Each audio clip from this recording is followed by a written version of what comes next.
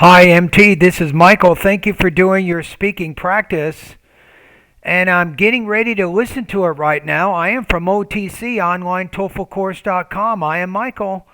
And I'm looking at the integrated speaking rubrics right here. So I have those. That's good. And I also have your email. You say, Michael, please listen to evaluate score and provide feedback on my integrated speaking practice test. So this is the new TPO 61 question 3. You have, I find question 3 to be the hardest one in all the speaking questions, in which I need to first summarize an academic concept in the reading and then summarize an example given by the speaker. And that example is usually in past tense. I have difficulty organizing everything into 60 seconds, as it took me about 90 seconds for the first trial. Then I had to write down the content. I re-edited it a few times to delete non-essential details, but still to keep the same meaning.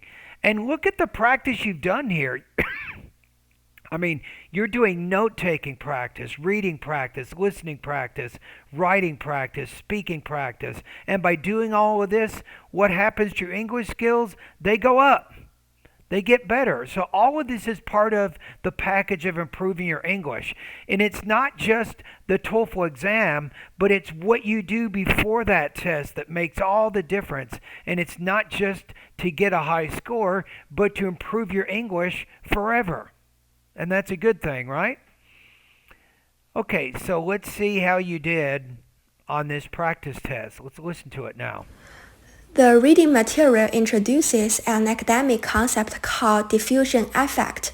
The author explains that in a research with two groups for comparison purposes, the interaction between these two groups may lead to some deviation in the final research result.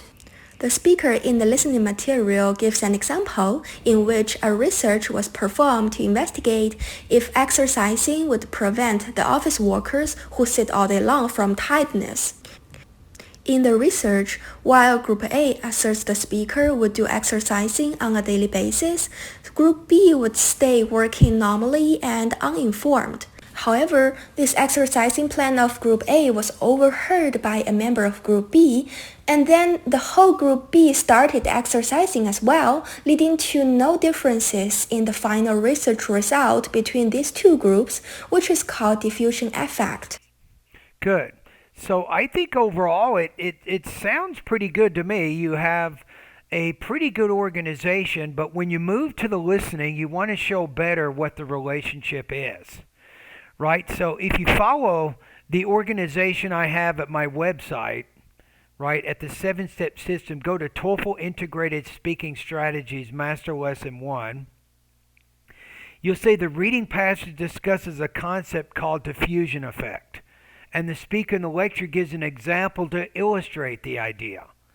So you do that in the beginning, takes about 5 or 6 seconds, and that kind of shows what the relationship is between the reading and the listening. The reading material introduces an academic concept called diffusion effect. Okay. The author explains that in a research, I would say the author explains that in the research, so I would pause right before that noun clause connector. With two groups for comparison purposes, the interaction between these two groups may lead to some deviation in the final research result. The speaker in the listening material gives an example in which a research was performed to investigate in which research, not a research. In the final research result. The speaker in the listening material gives an example in which a research was performed. Yeah, so you have to look at research as an uncount noun, so it doesn't take the article a or an. To investigate if but you can say the research that was completed last week reached some definite conclusions about blah, blah, blah. You can use the, but not a or an. Exercising would prevent the office workers who sit all day long from tiredness. So it would sit all day long from tightness. The research, while Group A asserts the speaker would do exercising on a daily basis, Group B would stay working normally and uninformed. However, this exercising plan of Group A was overheard by a member of Group B, and then the whole Group B started exercising as well. I would say, and then the entire Group B, you can say whole or entire Leading either to way. no differences in the final research result between these two groups, which is called diffusion effect. Right. So I think overall it's a good response. Let me look at the rubrics here. Yeah, maybe you could do an introduction, but I don't think that's going to hurt your score if you don't. And if you feel like you're pressed for time, then don't worry about it. I'm going to put you at about 3.5 to 4. So I think your score is pretty high on this. I'm going to put you at 26 to 28 points on this practice test.